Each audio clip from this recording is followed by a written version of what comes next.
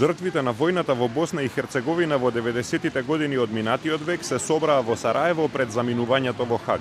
Хашкиот трибунал за воени злосторства во поранешна Југославија в четврток треба да ја соопшти пресудата за поранешниот лидер на босанските срби Радован Караџич.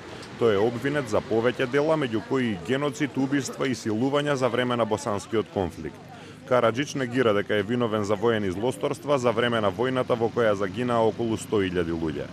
Пред заминувањето во Хаг, жртвите изразија надеж дека Караџич ќе биде прогласен за виновен по сите точки од обвинението. Ако биде осуден, тој се соочува со доживотен затвор. Новинарите денеска излегоа на протест во Приштина откако косовскиот премиер Иса Мустафа наводно му се заканувал на нивен колега.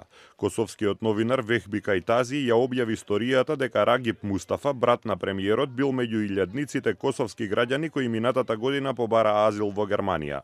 Кајтази тврди дека премиерот потоа му рекол дека ќе плати за тоа што го направил.